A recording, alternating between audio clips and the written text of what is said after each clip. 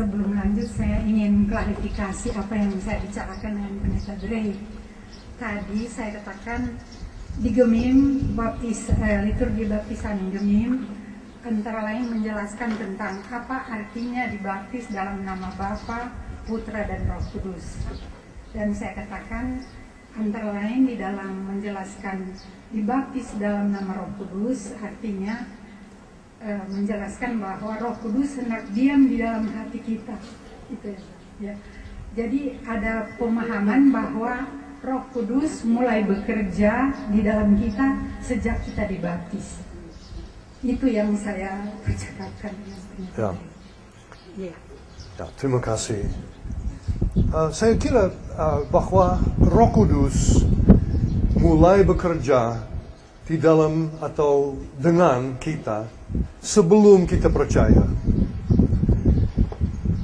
Jadi dia mempersiapkan jalan bagi kita untuk percaya. Karena percaya itu adalah karya Roh Kudus. Kita orang Protestan ya, kita tidak mengatakan bahwa manusia bebas untuk datang kepada Tuhan. Kita harus ditarik, dipanggil, dipersiapkan, digerakkan oleh Roh Kudus untuk datang. Jadi kita percaya bahwa kalau dibaptis, kalau anak kecil dibaptis dalam nama Roh Kudus, bahwa itulah undangan gereja dan undangan orang tua kepada Roh Kudus untuk datang berpengaruh pada kehidupan anak itu. Dan kita harapkan bahwa dari undangan itu, Roh akan datang, akan mempersiapkan jalan supaya anak itu bisa percaya dan dilahirkan kembali, dan juga supaya anak itu nanti minta dipenuhi Roh Kudus untuk pelayanan dengan kuasa. Jadi begitulah. Apakah itu kena pada pertanyaan Ibu Pendeta?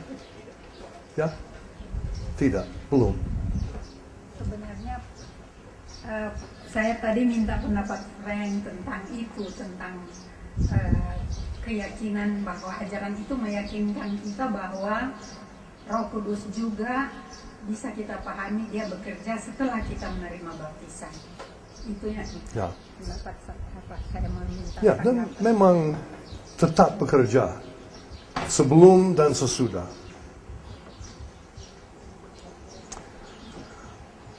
Ada lagi pertanyaan, Pendeta Victor? Questions that are coming through. Yeah. Okay.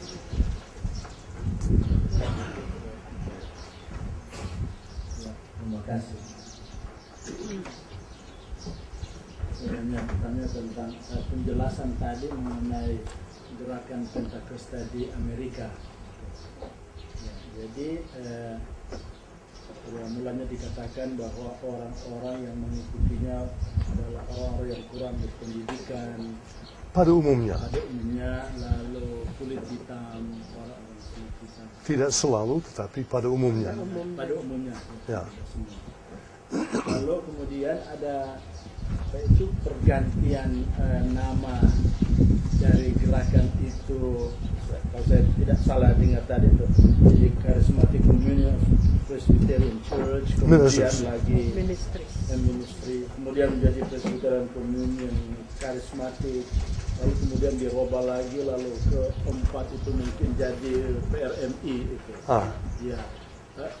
Nah, yang saya mau tanyakan, jadi orang-orang yang tertarik pada gerakan itu apakah sama pada umumnya itu orang-orang tidak berpendidikan dan orang-orang kulit hitam, atau di dalam pergantian nama ini ditonton kemudian itu ada kecenderungan untuk orang-orang yang berpendidikan juga sudah masuk, ya. Orang non kulit hitam juga sudah masuk, atau bagaimana? Ya. Gerakan karismatik dalam gereja Presbyterian yang Pendeta Victor tanyakan ini, memang yang tertarik masuk di situ adalah orang yang biasanya menganut gereja Presbyterian. Artinya umumnya orang yang berpendidikan, umumnya orang kulit putih tetapi tidak selalu, dan umumnya juga orang yang seperti saya dulu, kurang begitu merasa tenang dengan kehidupan emosional. Jadi kami suka berpikir, suka tinggal di dalam otak, bukan dalam hati. Jadi secara pendek, orang yang masuk gerakan karismatik adalah orang yang berbeda umumnya dari orang yang masuk Pantai Costa. Lebih berpendidikan, lebih sophisticated mungkin, begitu. Ya. Kita boleh bertanya dengan diskusi sekarang atau nanti sore? Saya kira kalau sehubungan dengan bahan yang diberikan boleh. Boleh, karena saya ada beberapa pertanyaan. Beberapa? Iya. Ya silakan. Jadi apakah sekarang atau sebentar di waktunya? Ya waktunya. Coba satu sekarang dan yang lain kemudian. Sebenarnya yang dua, katakanlah dua. Karena sama dia berhubungan dengan pertanyaan Victor tadi. Mengapa orang hitam dan kurang berpendidikan yang tertarik? Bagaimana Kepada gerakan Pantai Costa? Iya. Jadi secara sosiologis, mungkin psikologis atau teologis, apakah karena orang hitam lebih terbuka bagi kerja Roh Kudus? Itu juga. Orang putih. Itu juga. White Anglo-Saxons Protestan Ya. lebih tertutup. Nah, itu pertanyaan saya. Lalu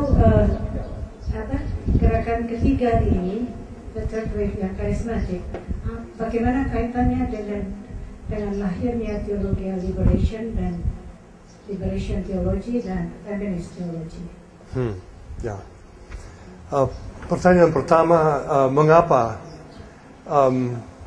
orang yang menganut gerakan Pantai Costa tertarik?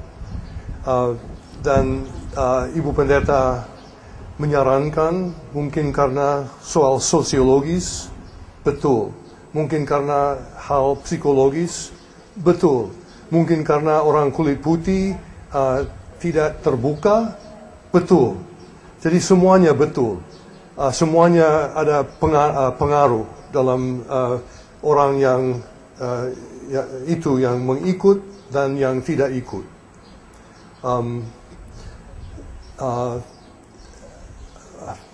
Kami orang Presbyterian dari negara-negara Barat biasanya tidak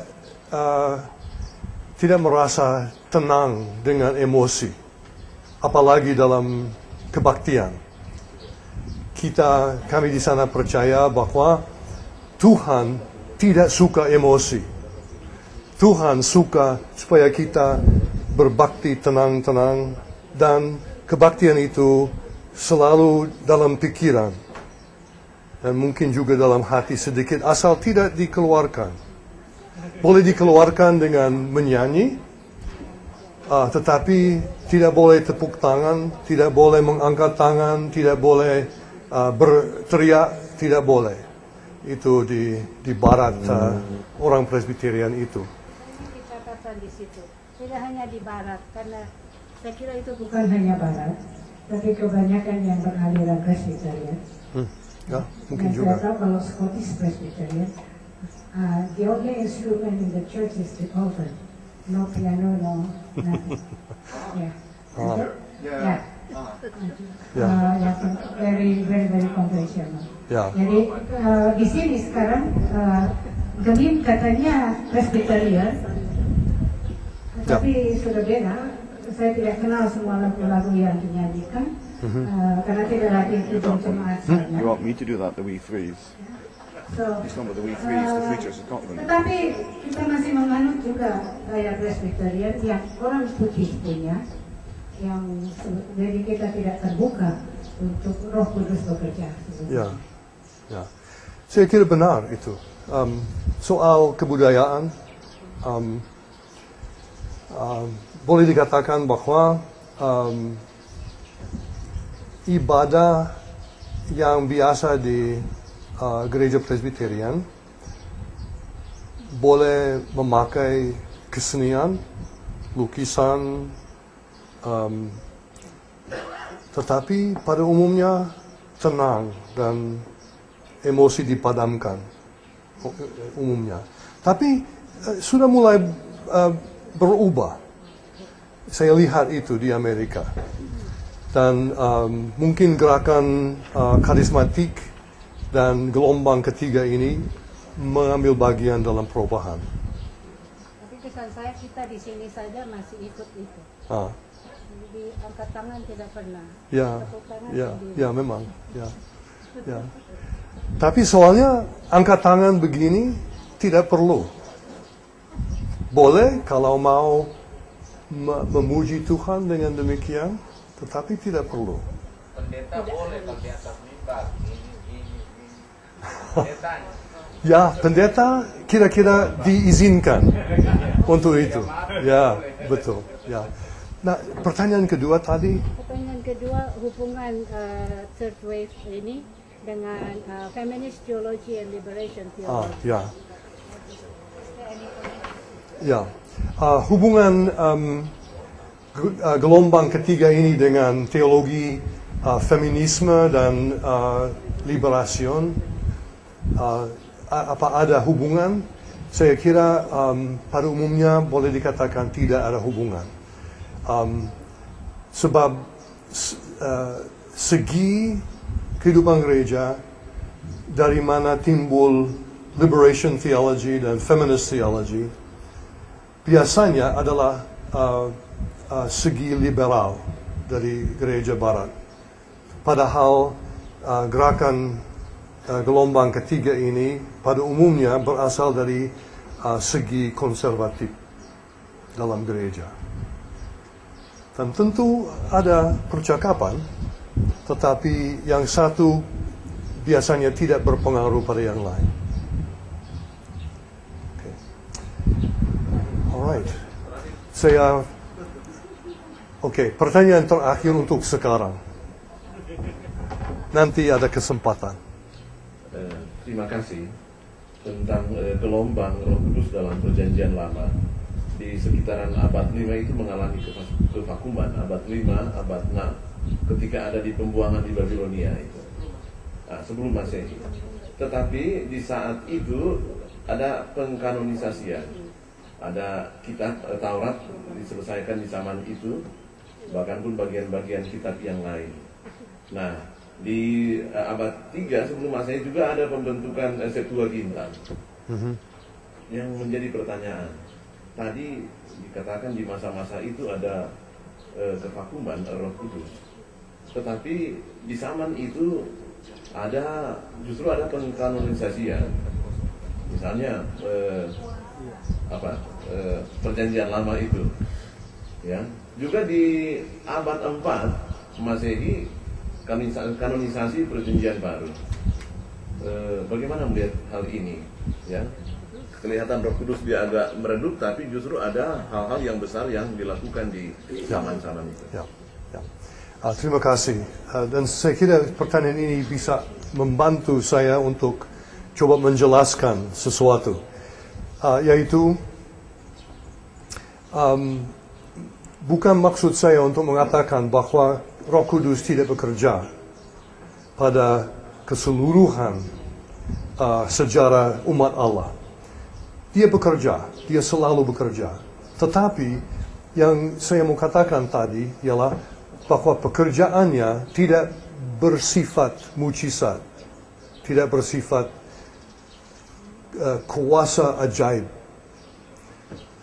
Itu datang dalam gelombang, mereda, datang lagi gelombang. Tetapi karya-karyanya yang lain tetap ada, dan saya kira Bapak punya pendapat atau penilaian benar. Hal itu sangat berpengaruh dan sangat berarti dalam sejarah umat Allah. Tapi ini saya kira akan menjadi lebih jelas dalam ajaran yang nanti diberikan. Terima kasih. Okay. Bill? Yeah? You're on. I guess I'm going to